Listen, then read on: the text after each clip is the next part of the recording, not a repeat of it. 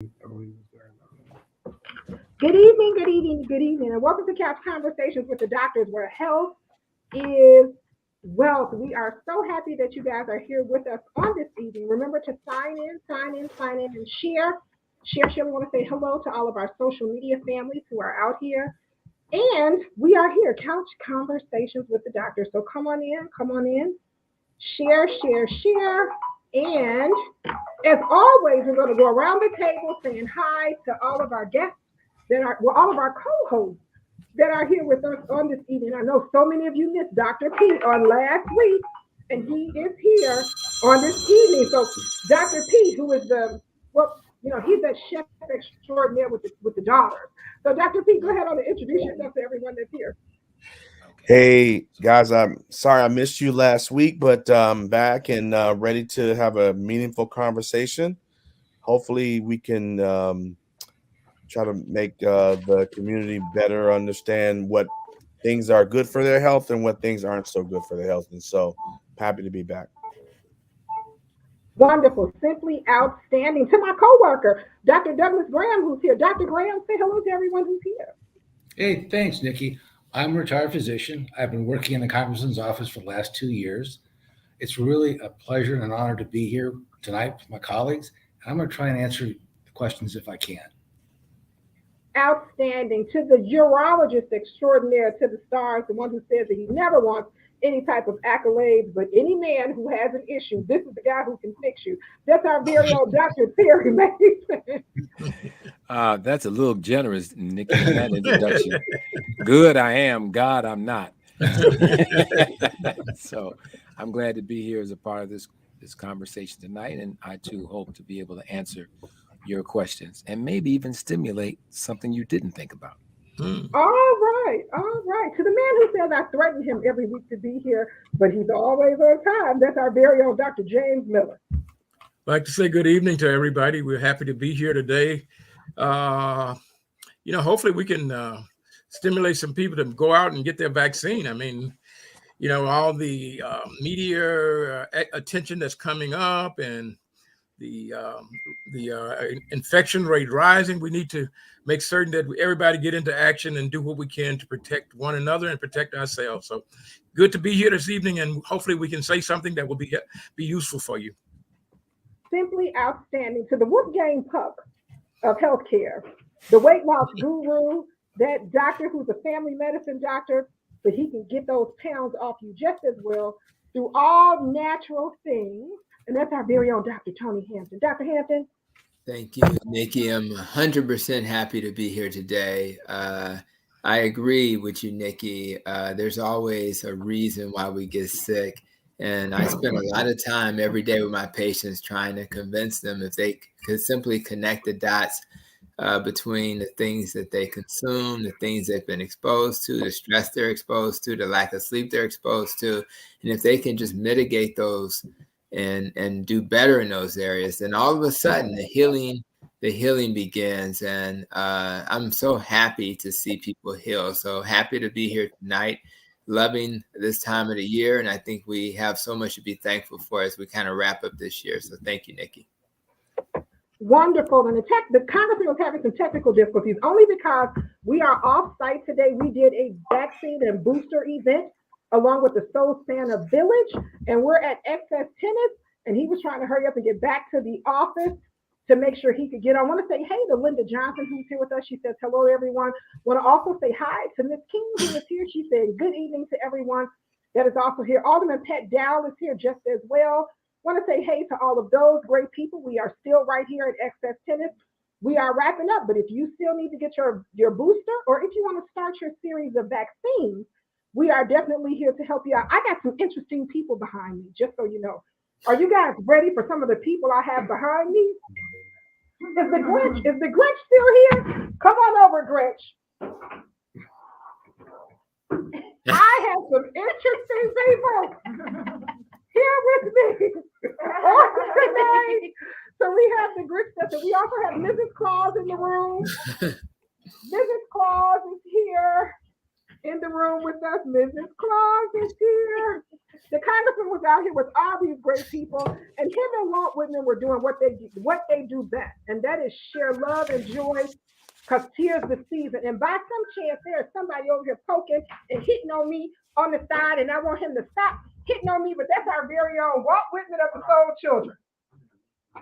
Walt Whitman is here, and of course, it wouldn't be what it would be with Excess Tennis if we didn't have our own Renelle Perry, who runs Excess Tennis. Her and Kamal are simply the best, and they are here, and they're going to talk about wellness. Now, I know we're supposed to be talking about forks over knives this week, and we have Dr. McGee, who's going to be coming in shortly. We're supposed to be talking about forks over knives, so I hope everybody is ready. We see that the congressman is in. We got all his technical difficulties together, and as he always teaches us that health is wealth, go right ahead, Congressman, with your introduction so we can begin our conversation.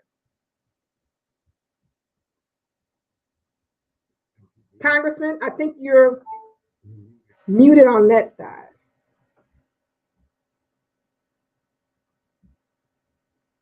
Okay, so we can't hear the congressman yet, but and that's muted. Now let me unmute him.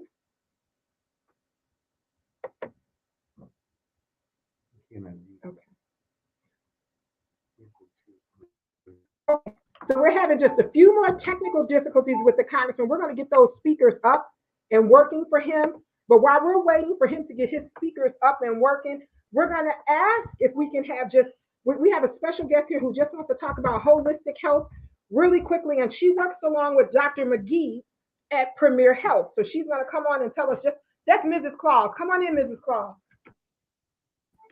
Hello, everyone. Hello. Hello. Hi. So I have my company is Peace and Love Healing Bath Salt LLC.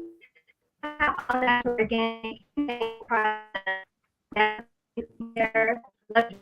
for the mind, body, and soul, using a holistic approach to complete wellness. So my products are for they're stress relief, inflammation, assisting with uninterrupted sleep, detoxifying, relaxing, moisturize, and so much more. I also have a turmeric collection, which is the foot soak, the antifungal, anti-inflammatory, reducing pain. Also incision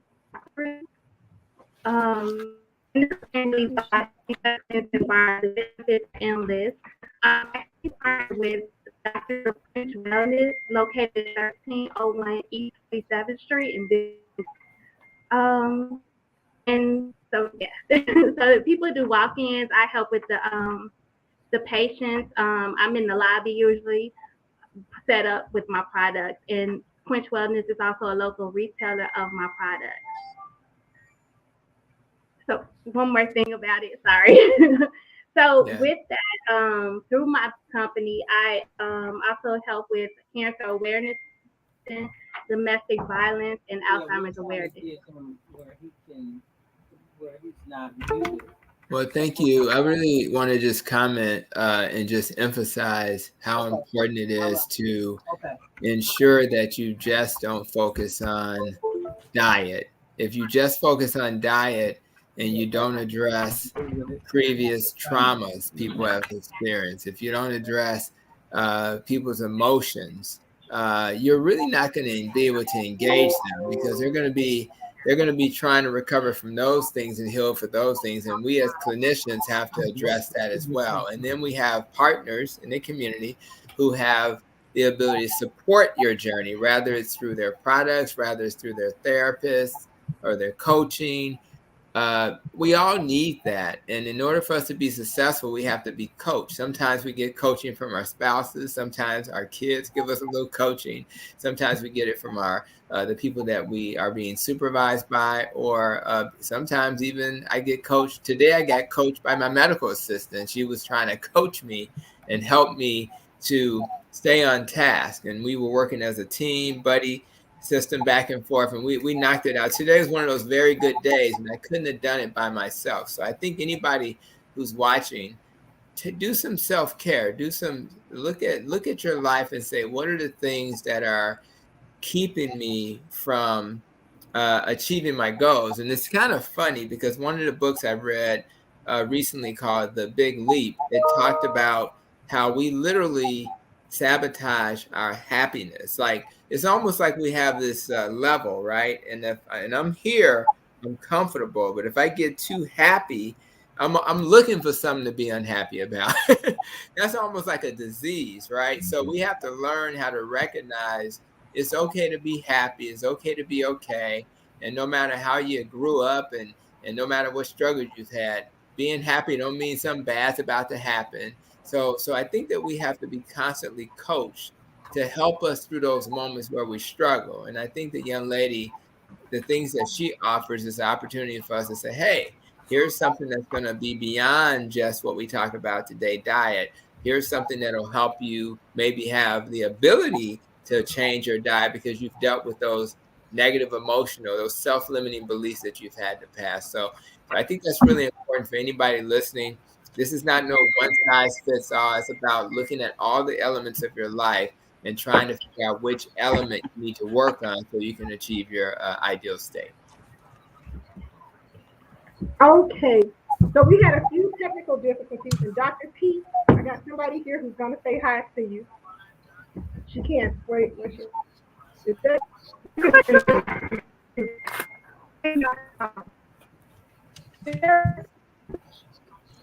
Hey, hey, Miss Crystal. Hey, can you hear me?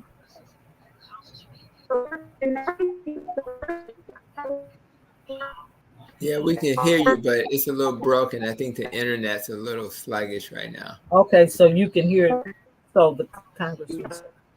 Eeny, meeny, Yeah, we miny, can hear the mo. congressman for sure. I think Yeah. Nikki's connection. So maybe you want to go ahead and Eeny, start. meeny, miny, mo. Catch a monkey by its toe. If he hollers, let him go. O-U-T spells out goes he. Now, how about that? Sounds good to me. All right. Well, that sounds all right. Sing a song of sixpence, pockets full of rye. 24 blackbirds were baked in a pie. And when the pie was over, they all began to sing. Was that not a dainty dish to set before the king? The king's in the counting house counting out money. Queen's in the queen house eating bread and honey. Oh, Madam Rose was outdoors hanging out her clothes, and along came a blackbird and pecked off her nose. Well, I've been interacting with young people, with children, much of the day and much of the weekend, and it has been marvelous. It has been incredible, unbelievable. And we went to the penitentiary Saturday and took a group of young people to see their fathers, and they were just running around, dada, and all that kind of stuff.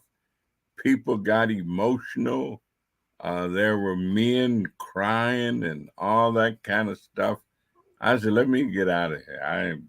I don't want to be." Let me tell you, but it was great. And the director of the Illinois Department of Corrections was there with us. And at the end of the day, he said, I really wish I had this going on in every one of my prisons in the state of Illinois. And they actually, when we first started doing it, they were reluctant and they were kind of skeptical. The staff from the department, from the prison, had a present for every young person that we took, that they prepared and had for them. Some of the men had made their own presents for their children, and they had a soul food restaurant in the town that catered lunch, and we all sat down to a family dinner and just had a wonderful time. So I'm geeked up, way up. And before that, Dr. Willie Wilson let me run around with him all week, and we were just out handing out $100 bills and $200 bills. He gave away $200,000 and it was all cash money, except, well, he did give the Coalition for the Homeless a check for $25,000, and he gave Dorothy Gators, the coach over at Marshall High School, for the tournament she's going to have on Dr. King's Day. He gave her $10,000, but the rest of it, you know, was $100 and $200 bills. And we must have visited, I think I did about 10 places. And I think he may have done about 20, because he also did a round of places on Sunday that I didn't go. And, you know, to see this kind of action and this kind of humanitarianism does something to you, even if you didn't. I ran out and bought myself 1,000 stamps and started sending out Christmas cards and say people I hadn't intended to send no Christmas cards to. And then my wife say, "We ain't got enough cards. You need to order some more." I said, "I'm tired." But it just kind of happens, and you get caught up in the spirit. And that's what this is, the spirit of Christmas, giving, sharing, and caring. What more can you do? I mean, hey, what else? Away in a manger, no crib for a bed. The little Lord Jesus laid down his head. I remember all that stuff, you know. I don't know how. I remember every bit of it. It comes to you and you have it for a minute and then it's gone, you know. Now I lay me down to sleep. I pray the Lord my soul to keep. If I should die before I wake, I pray the Lord my soul to take. Lord, keep me safe tonight, to morning light appear. Let me tell you, it'll make you go to sleep and drink some hot chocolate. You won't even worry about what you ain't got. We got through with that. We didn't care whether Santa Claus came or not. My daddy would say, "It ain't no Santa, it ain't no Claus. It ain't nothing but your ma and pa." And then he'd make us go to sleep. Otherwise, he doesn't go put ashes in our eyes and stuff. Then they put out the stuff, you know. We'd stay awake. Plus, we'd smell it anyway, because they'd have apples and oranges and stuff like that. And the house would be smelling of fruit. And so you knew something was going on. Well, hey, hopefully our children can feel and experience that kind of magic. And you know that it's half whatever and half whatever else it is, but it also invokes within you a spirit that you don't get any other way. So hey, thanks. And today I was carried away when I got to the tennis court. I mean, I just didn't know this was laid out that way. I mean, Walt Whitman and the Soul Children. Walt's been doing that for a long time, and it's cultivated so many children until it's not funny.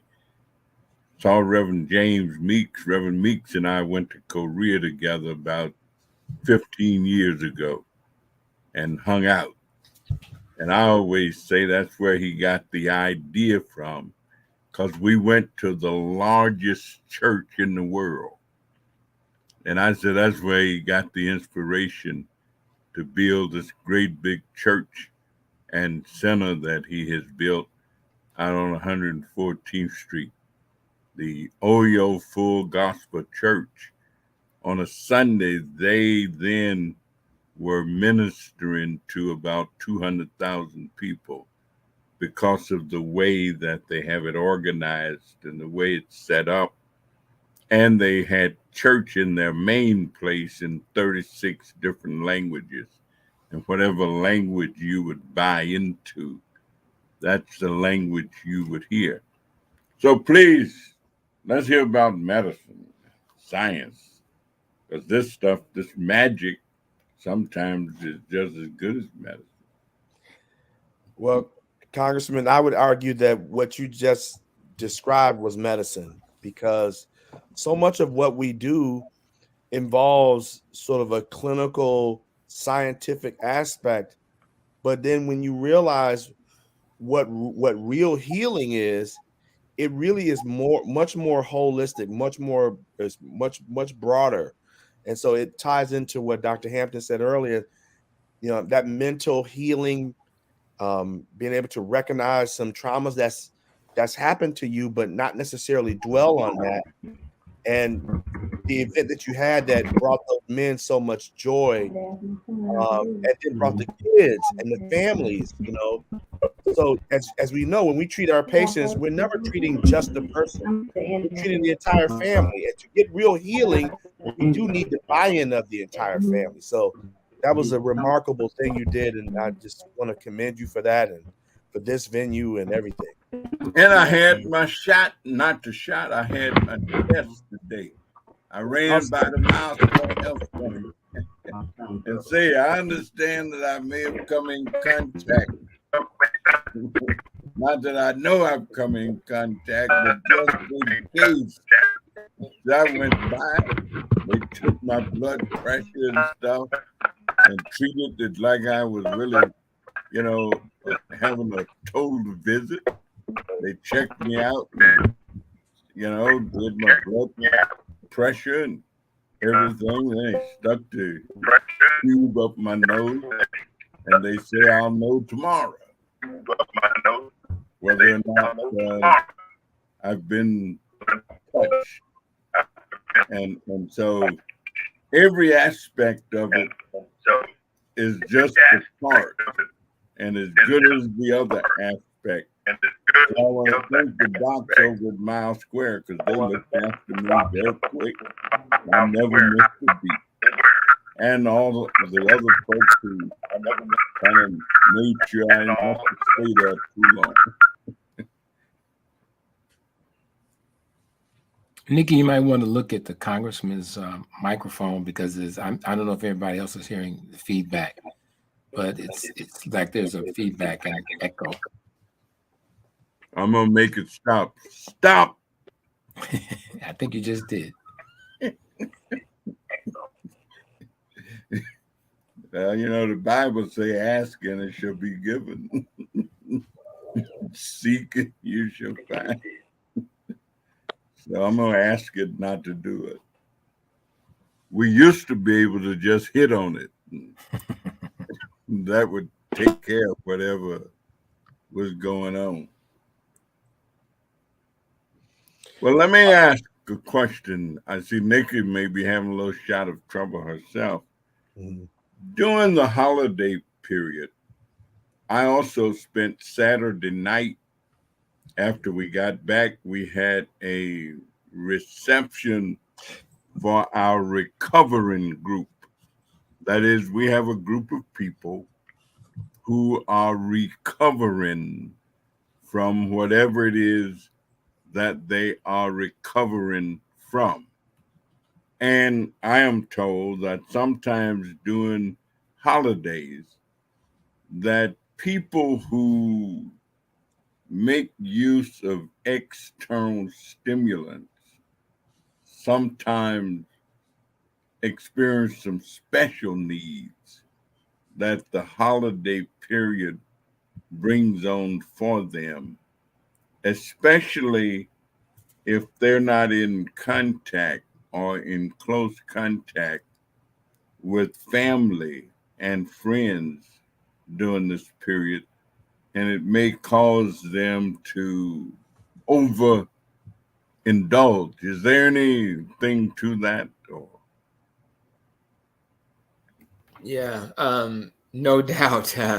Well, just from a physiological perspective, our brain has, those neurons that have memories. And if my addictive neurons are triggered, the addictive behavior will come back. Unfortunately, just like fat cells, you can do liposuction and remove fat cells, but pretty much the fat cells that you have, you're pretty much just filling them up and shrinking them. And the goal is to keep them as shrunken as possible. Those neurons that you have, you pretty much are going to end up with the neurons you're going to have. Now, there is a way called plasticity to make new ones, but my point is that if you have neurons whose job it was to recognize the things that will make you do those addictive things, they never go away. The key is to put them dormant.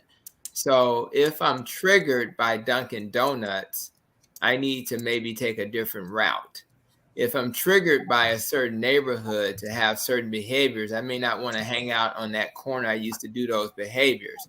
If on the holidays, I have a dietary pattern that is helping me to heal, but my favorite relative is insisting, and this just happened. I'm being very frank.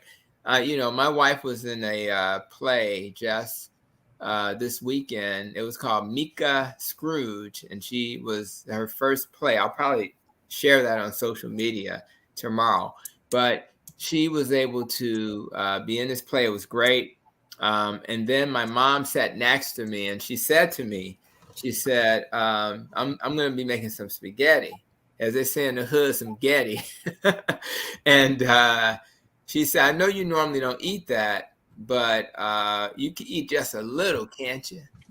Now, that's my mama. I love my mama, so I don't want to disappoint my mama.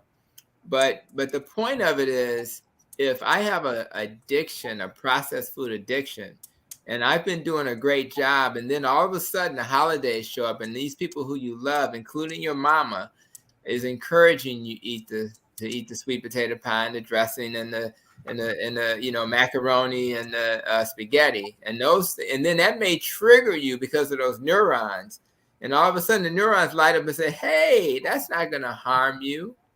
That's your friend. You want to eat that Getty because it's gonna make your mama happy, and you're gonna enjoy it. And so the struggle is that we have to find strategies to mitigate that risk. And sometimes those strategies is to say, Mom, you remember when I used to eat that way? I used to always have stomach problems. Sometimes the strategy is that I come to these events and I may eat some things before I go to the events. If there's nothing there, what you're gonna, stay on base with. There are some people who can cheat and have no problem with this because they don't have a processed food addiction. But for many of us, it's not just a physical addiction. It's those neurons. We have an emotional addiction, and if we're emotionally going to do some things that we shouldn't do, we have to be thoughtful and plan. We know Christmas is coming. It's no surprise it's going to be on Saturday. So we can plan and say, well, how do I mitigate this risk? Sometimes you just call and say, baby, what y'all cooking? And then you find out what they're cooking. If it doesn't align with the things that you believe in, or that you're on a different path, then what you may do is, let me bring something that will then allow me to eat that plus the things that they have that I can eat. So, or you go there with a partially full belly, so you're not obligated to eat the things that are in front of you because you're not sitting there hungry. To me, the holidays are about food to a certain extent, but it's really about gathering with your family, spending time with the people you love, and you have to turn it to that and focus on those things. And when people turn the conversation towards, baby, don't you want to eat some of the sweet potato pie? That's something you don't plan to do. You have to redirect that conversation so that people will get off that subject and talk about something else. It's an art to it. But my point is, Congressman, it's not easy. And who do you know that's not addicted to sugar? Who do you know that doesn't like sweet potato pie? So these are things that we all struggle with. And if we're not healthy, we have to be more cautious. And so that's what I would say to that. Yeah, I agree with that. And I think even if you relate everything that Dr. Hampton said to physical, chemical drug addiction, that there are people who are triggered by family events and holidays where it wasn't so pleasant.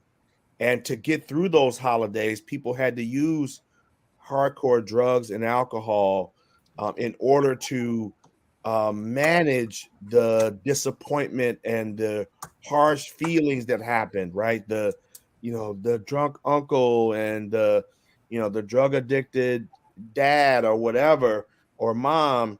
And so sometimes we have to use those substances, or people felt the need to use those substances to get those neurotransmitters, those neural hormones up in order to manage what happened during those times.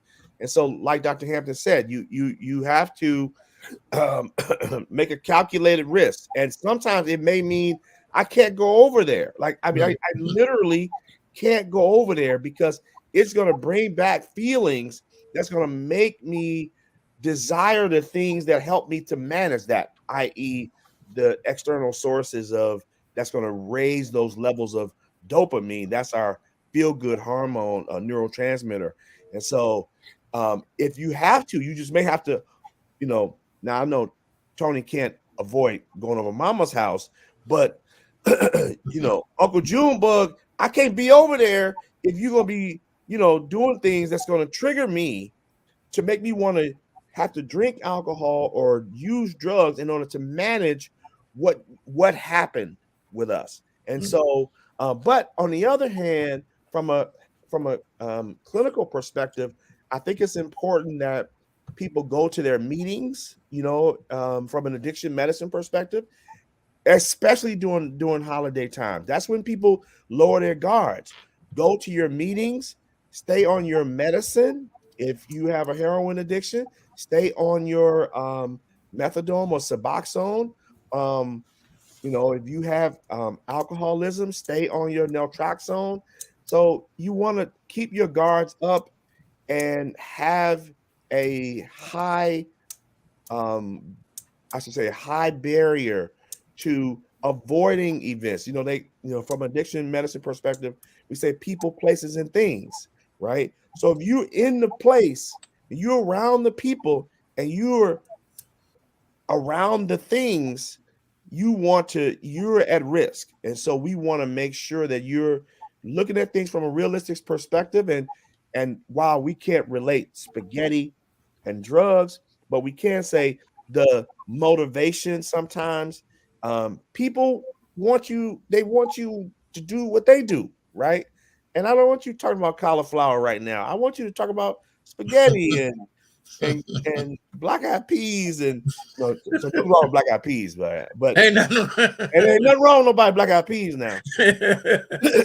but the point is that I would say for people who do have addiction issues, make sure you go to your meetings, make sure you stay on your medications, and then if need be, avoid the events, because that one day is not worth the potential spiraling that can happen.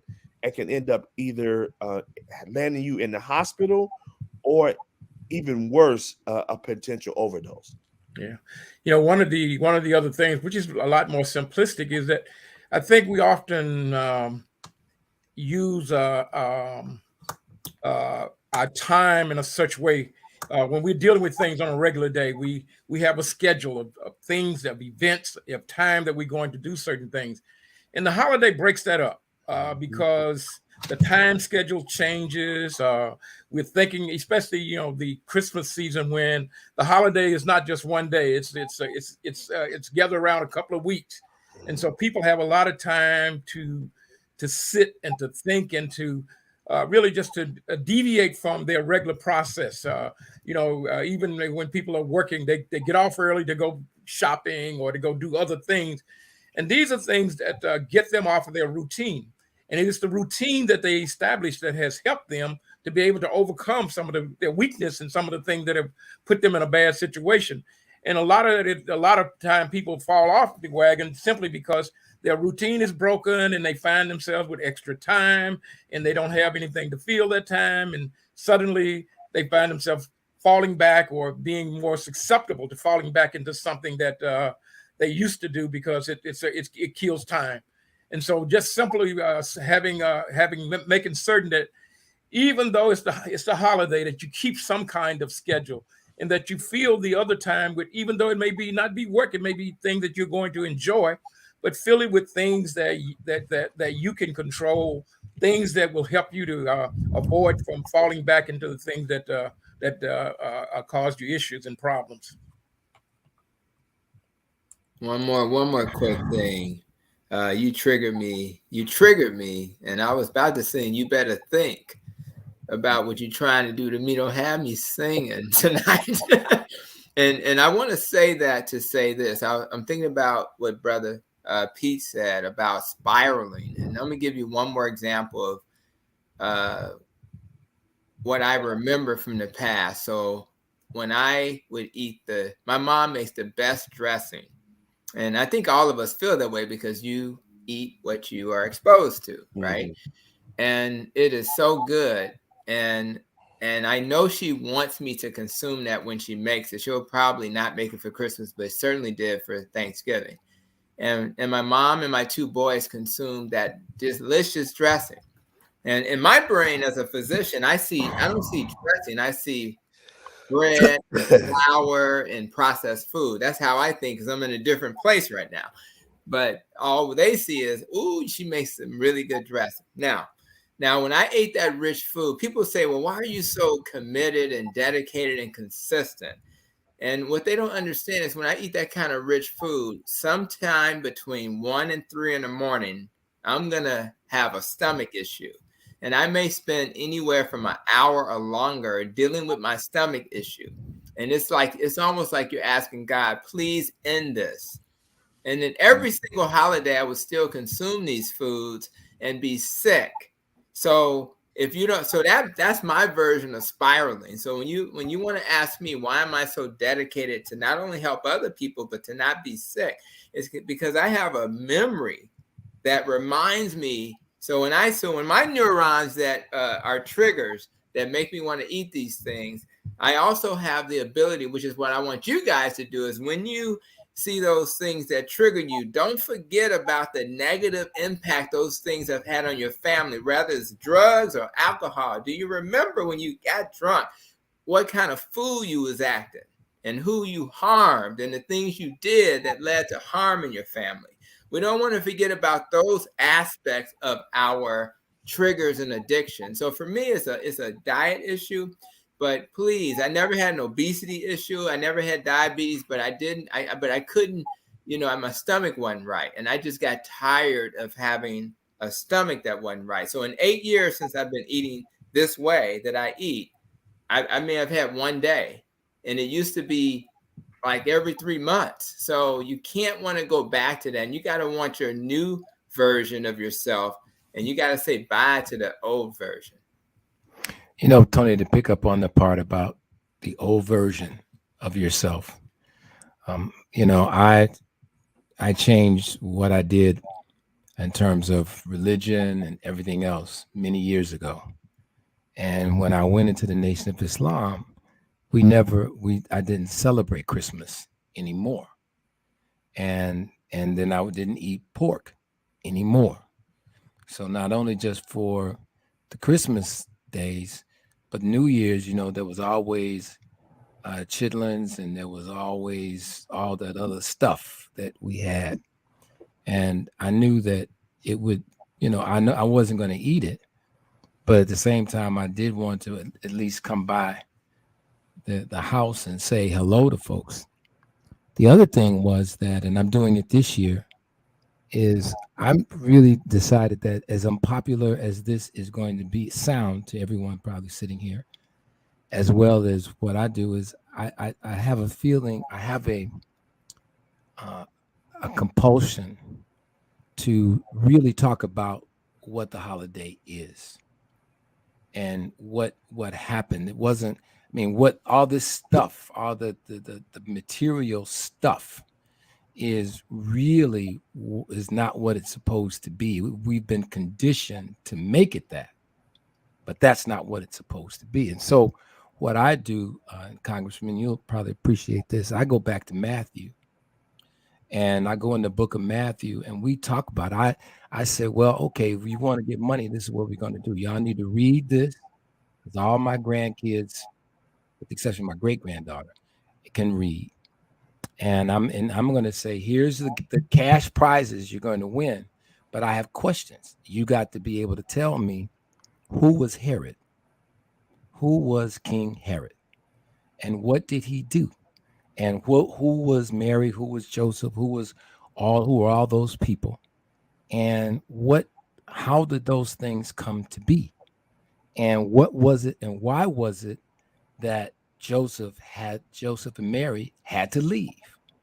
And what did Herod do? I mean, it's all right. It's all laid out. You ain't got to guess on it.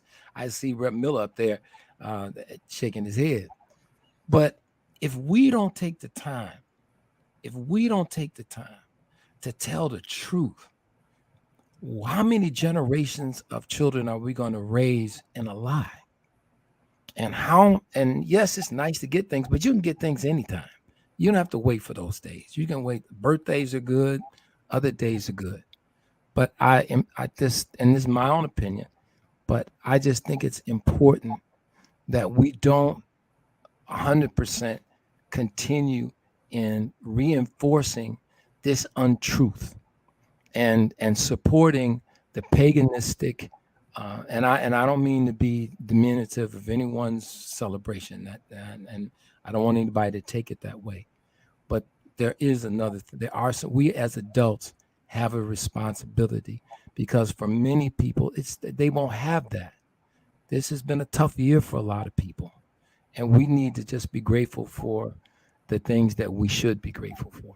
And that's our health, our strength, and the fact that we still have loving families. Can we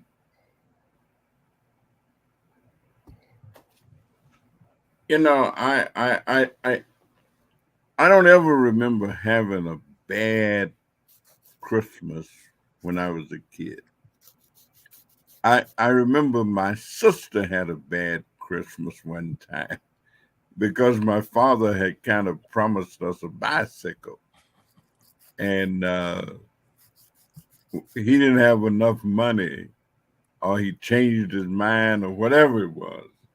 But anyway, we did not get a bicycle.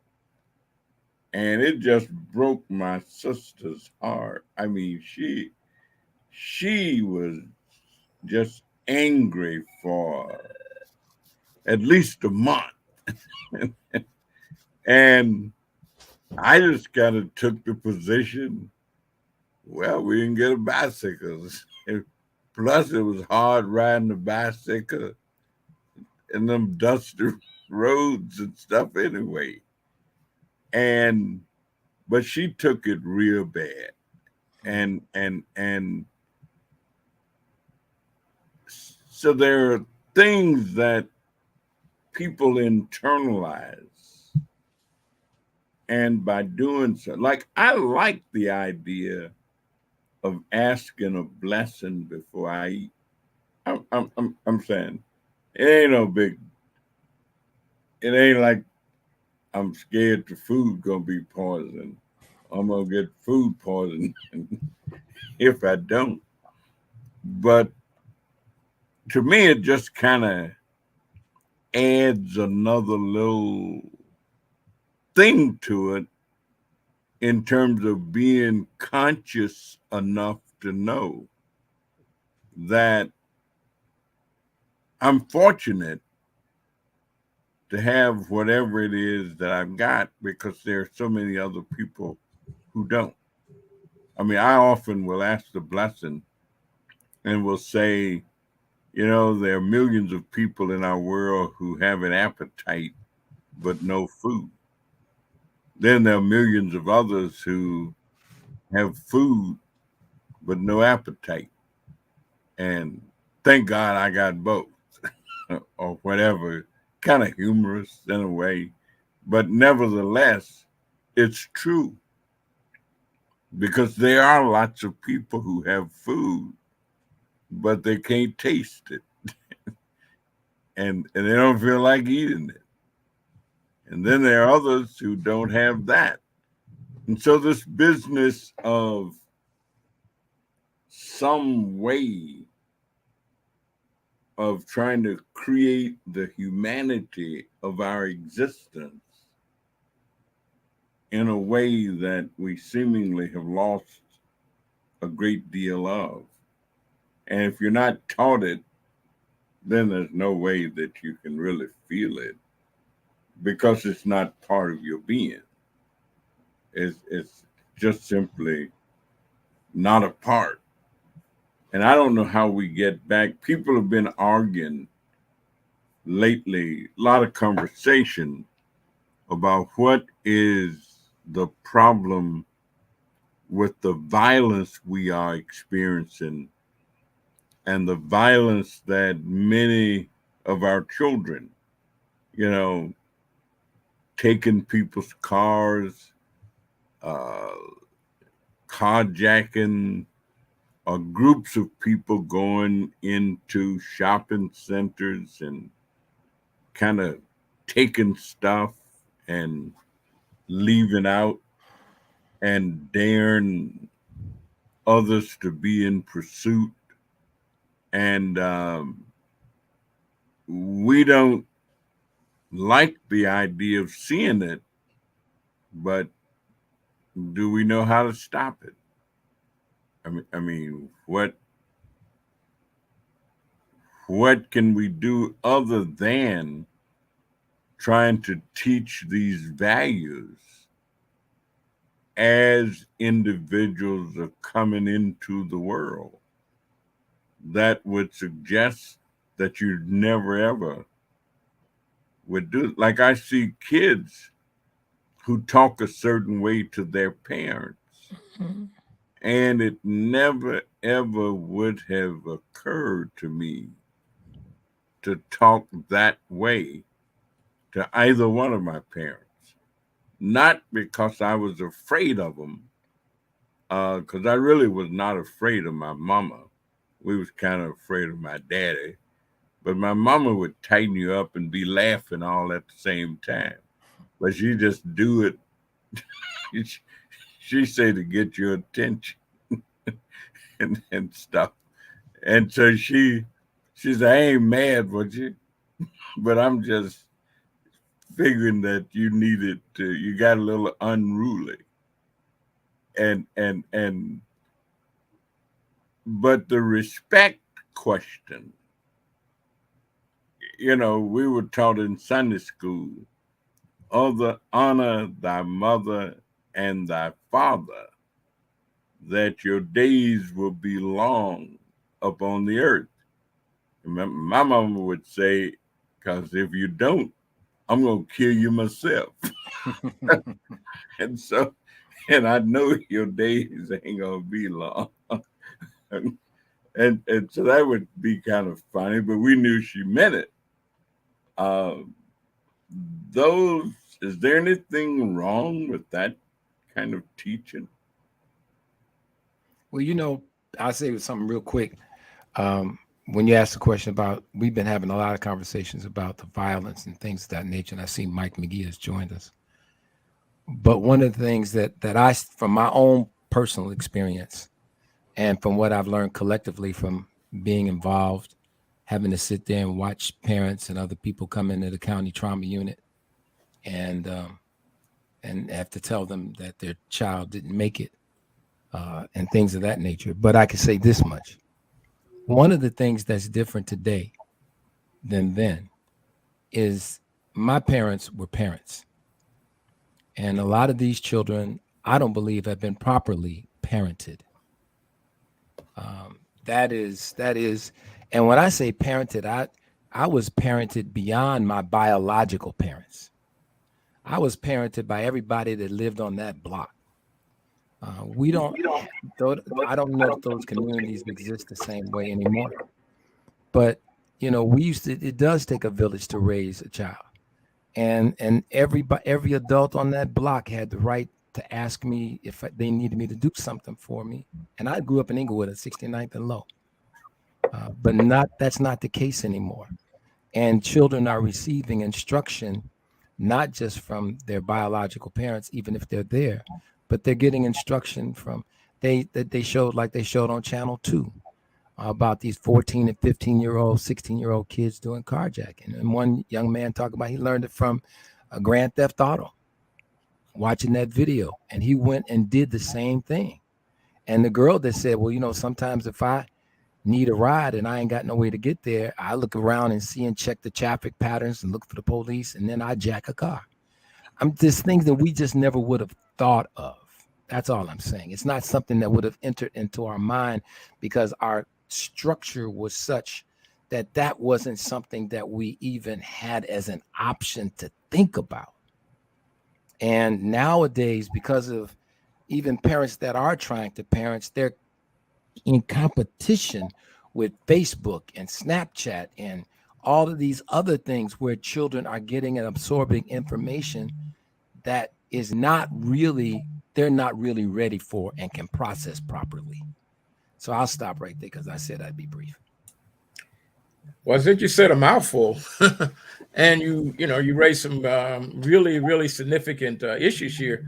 And one of the, what you talked about is exposure when you're not mature enough to really manage or to understand how you deal with what you're being exposed to. And, so a lot of the things that we would not even imagine to do when we were children, we weren't exposed to that kind of thing. We weren't exposed to that behavior. We didn't see it. So we all will mimic what we see and what we learn. And if you don't see it and it's not being in your environment, then you really don't learn that kind of thing. So I think that when we see people behaving in manners that we think are way out of bounds, it means that it's somewhere at some time somebody has introduced them to this type of behavior, and they really are not really equipped to understand that this is not something that I should mimic in my house or in my normal activities. And so then when you throw in all the other complex things that are going on in our world, I mean, it's really, you just think of a young mind. I mean, when you, are 12, 13, 14, 15 years old, you only learn a certain amount in terms of what you do with things. And if given those things and you don't know what to do with them, most of the time you are going to manage them in the proper way. Well, gentlemen, I'd like to chime in real quick before we end. I do apologize. I'm always running a little bit late because of work or what have you. But yeah, I think everything that everybody says is right on the money. But you guys already know this has been a storm that's been brewing for years with our upbringing of our kids, single parent families, kids that have stuff and don't have stuff. But then also this rage has been there with our kids. It's been happening. And then COVID just unleashed all of that. Imagine the kids that were doing okay because of a grandparent who was right there because they parents may have either been in jail or killed or something tragic happened. And then now their parent just died or their grandmother just died from COVID. And so it's a lot of things going on out there because we got unchecked mental health. And then these kids that are exposed to violence don't have wraparound services to prevent and perpetuate the violence that continues to occur in that pattern. And it's not just, kids in the hood. It's kids all over now doing these challenges that they see on social media. Social media has been our biggest downfall. That's how those kids knew to congregate and go downtown Chicago. They get on whatever Snapchat or whatever it is they have going now. They can all meet where adults won't know. Police don't know. And so that's been like our worst tragedy. You have white kids, doing things that results in them dying from challenges they see on social media. So social media is not really our friend. It perpetuates stuff in adults. You got adults and families fighting over things that happen on social media. So, it's caused kids to commit suicide because they will release a picture of them nude, and now everybody gets it, and now that kid is regretting it for the rest of their life. And so it's a lot of things going on. But I know you guys probably touched upon the 805,000 people dead today from COVID. And imagine what these people, including myself, who lost my dad, the day before Halloween last year, not from COVID, but because he didn't want to go to the hospital because of COVID. And he had a perforated, diverticulitis and when was in septic shock because he waited so long to go in. It's a lot of people that's suffering this year from that, from loss of jobs, from all the things associated with COVID. And what makes it so much worse is that we back in it again, man. I'm in the ER. A month and a half ago, we were like, man, we haven't seen any COVID patients. And now everything you hear is real. Right now, we're averaging, because we can't get people up to their rooms, they're all in the ER. We're averaging about maybe 10 to 12 to 13 people who are positive for COVID who are sick. But then we also treated them in the waiting room with remdesivir or monoclonal antibody. And even at my urgent care on Friday, we had 30 people, 15 of them were positive for COVID. And so this is scary, man. Kids haven't even came home from school yet. Cornell just had an outbreak of 900 kids who most of them were vaccinated who have COVID. And they're having a bunch of mild symptoms, but they're not the ones we worried about. This is when they go home to their parents and their grandparents or their sick little brother who may have asthma. And so this is scary. We definitely need to bring more attention to that. And just to give you how exponentially ridiculous this is, it took 111 days to go from 600,000 to 700,000 deaths. 111 days. The next 100,000 deaths only took 73 days. So imagine what the next 50 days are going to bring for us, because we're not getting a hold of this at all. We just had a healthcare fair on Sunday. We had the Church of God in Christ. We had Urban League. We had Cook County Physicians Association, Black Nurses Association. And we probably had about maybe 40 people show up to get free vaccines and free COVID tests. And I don't know what you can do. I'm ready to say, look, I'm not doing this again, because you pay for the resources, you pay for the staff, and then they just don't show up. So if you guys have any suggestions, I know Nikki, you guys were just doing a vaccine drive. How did you guys get to be so successful in getting people out?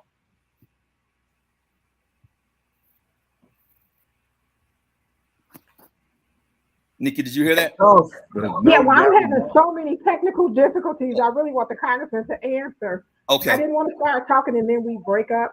But really quickly, if you can share the fact that you do rapid testing there and the address of where people can get rapid testing done at. And if Dr. Hampton and Dr. Pete can share the same, that you can get rapid testing and a schedule of how you can get that, that would be great. But, I think one of the reasons, and this is just my thoughts, these are my thoughts only, but these thoughts have been proven to be true. One of the reasons why I believe that our office has been so successful with getting people vaccinated is truly because people trust Congressman Danny K. Davis. When the congressman showed that he got his vaccine and he did the first event, Dr. Hampton and Pete can tell you we had a couple thousand people standing in line to get vaccines because they trust him. When we do vaccines, even today, when we have numbers like 200 or 150 or 300 people come out, we call that a low number, because most of the events that we have done, we've had a couple thousand people come out each time. So I think I know it's been because people trust the congressman. And then he trusts the fact, and I look at the dynamics of some of the ways that we've done it. We've done a consortium of doctors who look like the communities that we're in. And they've been very successful of coming out to do that. And then we did them in comfortable spaces. We didn't just tell people, come to us. We actually went to them.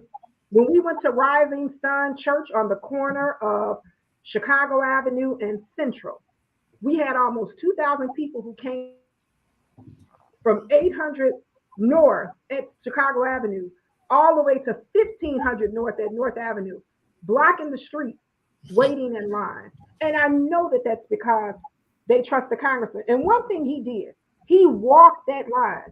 I know he walked the line because I was walking that line with him in the cold.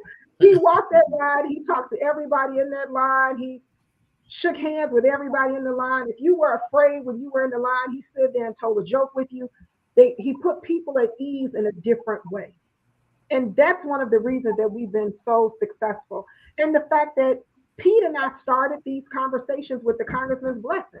And it was nobody but me and Pete on here.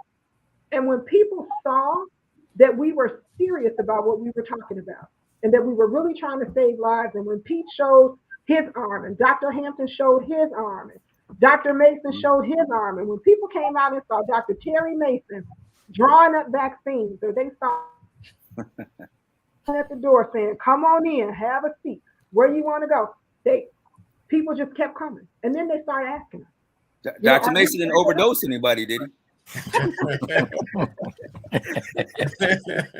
I think Rising Sun was actually our best one. And I think it was because people knew Dr. Miller go to church there. Dr. Miller, was that your church? Yeah. Oh yeah, that's his church. That was a day. That was a real day. That was a beautiful one. That was. I mean, I couldn't believe it when I saw the people lined up around all the way down to the next street. And that, I said, "Oh, this is good stuff." But I think people have slacked off in terms of thinking that we're okay. Yeah. And we're not okay. I saw where some community was looked at, and it's only 40% of the people in that community have been vaccinated. Right. 40%. That's, and it's hard, and there are people who don't want you to talk to them about it. I mean, they don't, and they don't want to be told. And this thing is emerging, but this is America the free, and you can do what you want to do, and you have a right, and that's what some people have been promoting, and other people are buying into it, and that's what they feel. And I mean, even in DC, we've got people who attempt to get on the elevator, and they don't have their mask on, and they don't have a mask on, and other people just get off. People, well, no, I'm not. And then there's a little bit of a little friction, and people feel some politicizing going on, and other people say, "Well, no, I'm just not riding on an elevator with anybody that don't have their mask on. And I don't care what they think, and I don't care what they feel, but I am not."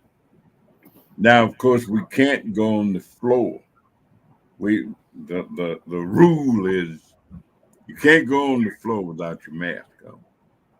And of course, you also can't go on the floor without being checked to see whether or not you got a pistol. I mean, that's good. It's getting tough in the country.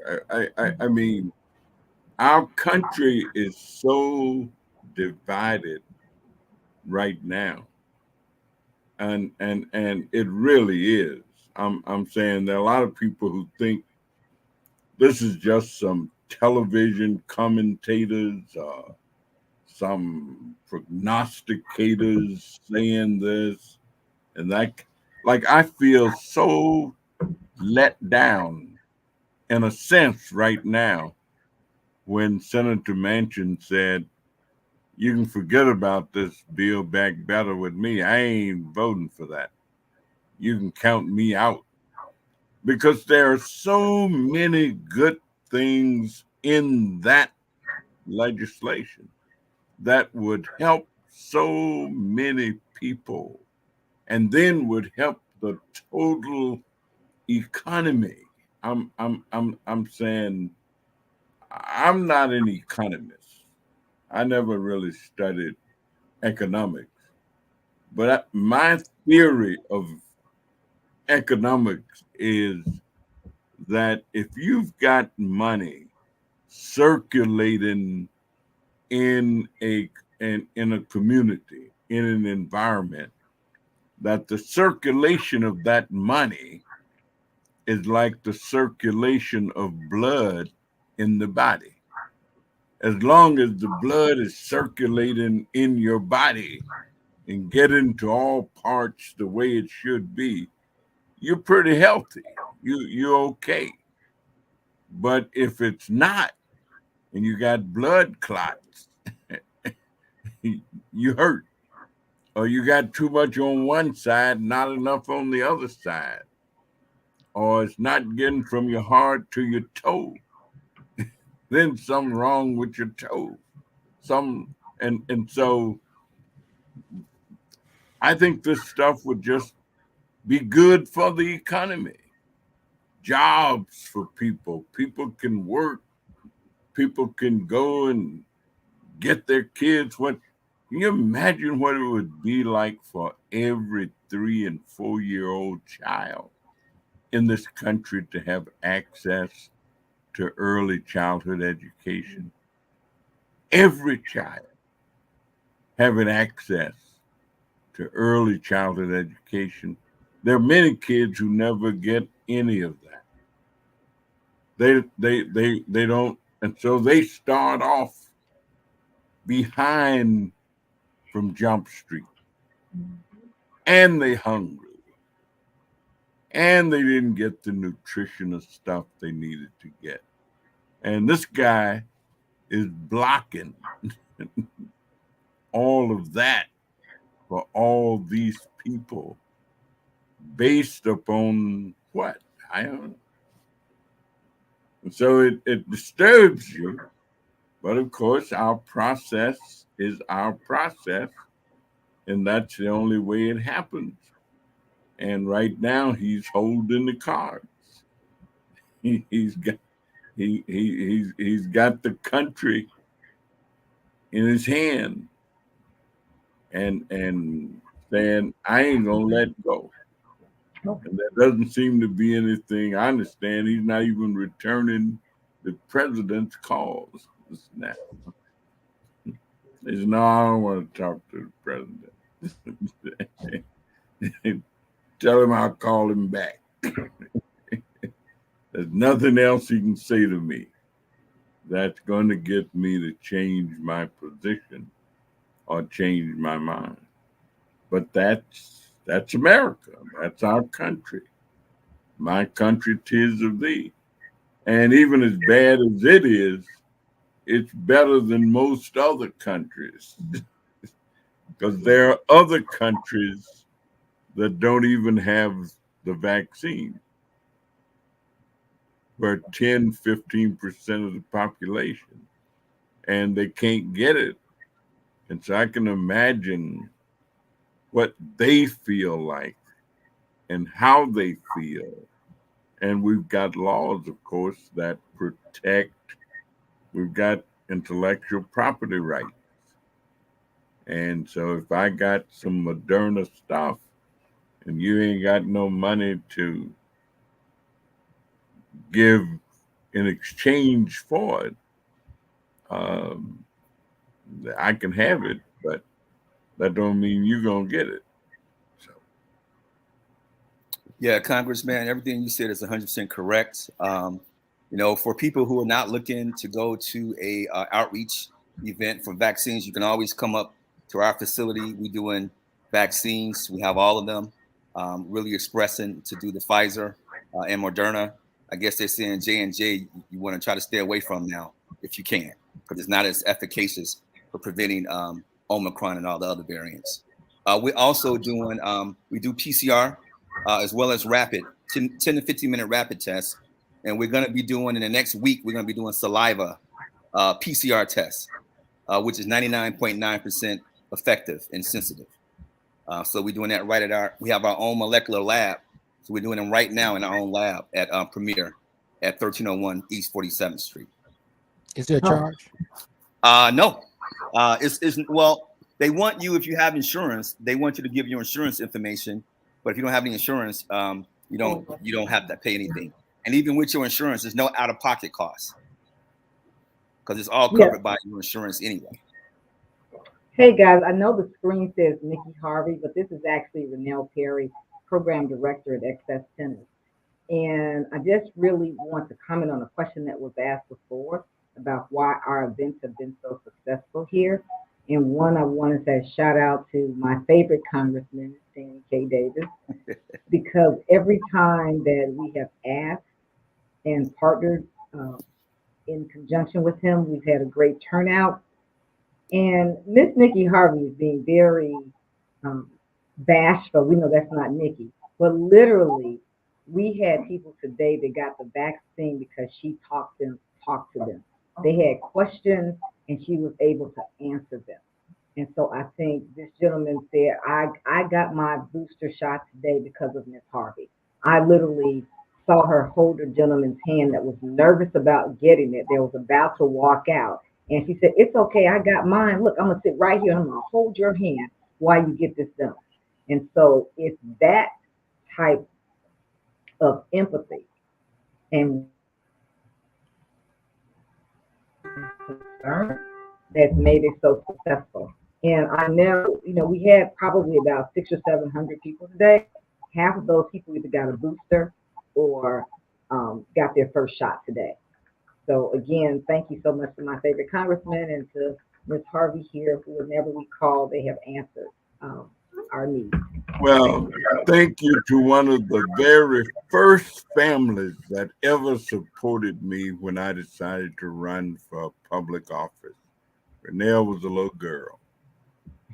And her first cousin is my goddaughter. And they lived on Monroe Street on the west side of Chicago, on the same block that Jesse Madison lived on. But people grow up as she did, became a corporation executive, and is now retired and doing all kind of good stuff. Hard work. So thank you, and thank Excess Tennis. I mean, all of it is just so unbelievable. I mean, and so incredible until it makes you feel good that you live in Chicago. So as we always say, health is wealth, and that's what the congressman teaches us. And I know you guys hate to hear me say this, but it's our time. So we're going to quickly go around the table as we always do and ask everyone to do their until next Monday.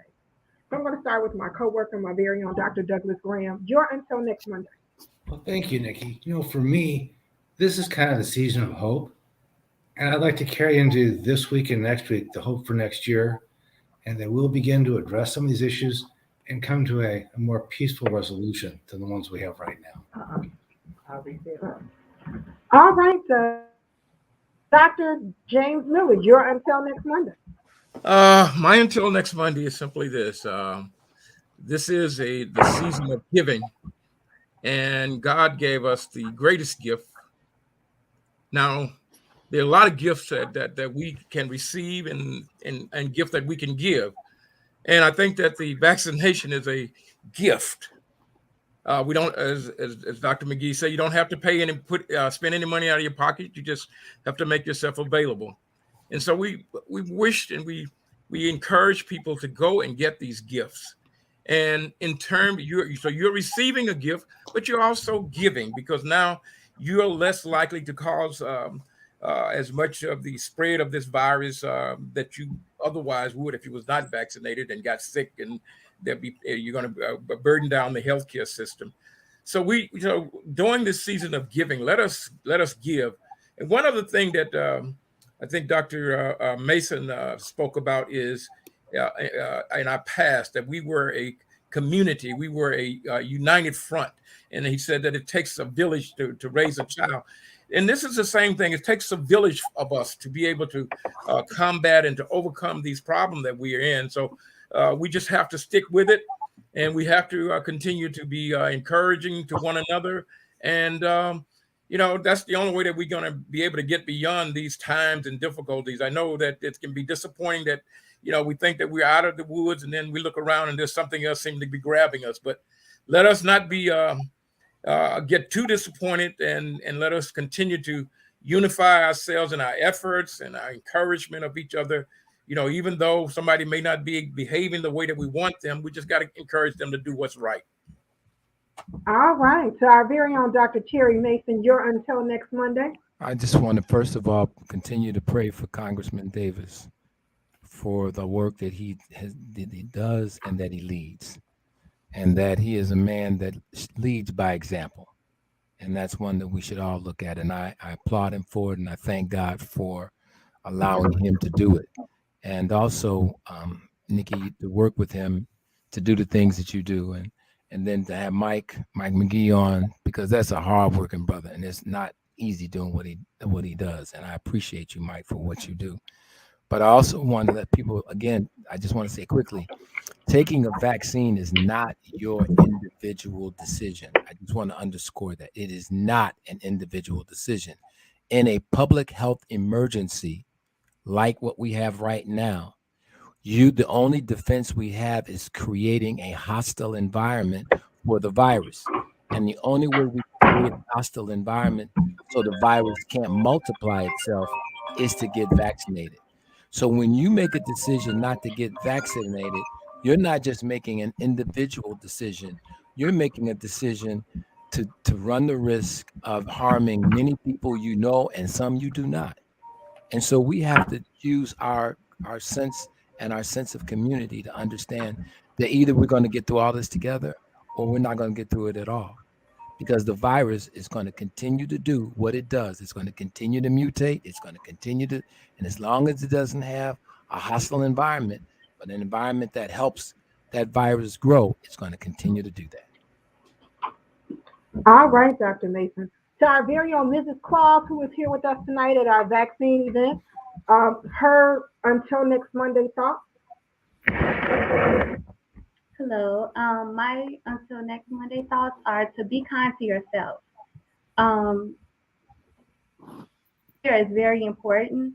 Peace, love, and healing to you. You take care of everyone else. Just don't forget yourself. All right. Fantastic. I was trying to give Pete a chance to get back in here really quickly so he could give his until next Monday, but to my very good friend, Dr. Michael McGee, your until next Monday. I'll just quote Martin Luther King. Life's most persistent and urgent question is, what are you doing for others? We all should be out here doing something for somebody during this time. And for those of you who haven't gotten your shot, taking your shot is for others. It's for your grandparents. It's for the sick people in your family who are at high risk. So I encourage you, do the right thing. All right, one of you to make sure to continue to social distance. Wash those hands. If Dr. Maya 100 was here, she would tell you, don't forget to get all up in here. She's vacationing. Maya, we miss you and we love you. And we want to remind you to wear your face covering. As you can see, there were a number of us here, even in a large room, in a large space, but we made sure that we wore our face coverings and they went over our nose and our mouth. And just so you know, before you ask, there's an N95 inside of my beautiful mask cover. Mike always gets on me about wearing N95. So there's one inside of my beautiful mask cover. Don't be mad. It's here. And of course, as always, we have our closing remarks by our very own Congressman of the Illinois 7th Congressional District. The one who as we get up to Christmas, I was just sitting here thinking how great it would be if high school students and college students, especially African American ones, who were trying to determine what they wanted their careers to become, that they could have been listening as we've had these discussions with Dr. Miller, Dr. Pete, Dr. Graham, Dr. McGee, Dr. Terry Mason, Dr. Maya, and others, that if Black students knew that the practice of medicine could be what it has been for these ladies and gentlemen. I know that Doug Graham is finishing up a fellowship, and I want to say to Dr. Graham, Doug, it's been wonderful having you with us for all of this time. Your dedication and commitment has been inspirational. You've been a real addition to the work that we've been able to do in terms of health policy and health practice. And so I just want to wish for you and your family a wonderful holiday and to thank you for the service that you have given as a member of our staff. I think I may have been the only member of Congress that actually has had a practicing physician on my staff as a freebie for a couple of years. I don't know any other member of Congress who can lay claim to that. There might be some, but it's been a real pleasure for us, and we've certainly enjoyed. But, you know, there's a tremendous need for more medical practitioners. And fortunately, and we've got some stuff in the Build Back Better for another 1,000 slots. But, you know, the man say he may not go for that. But, you know, if young people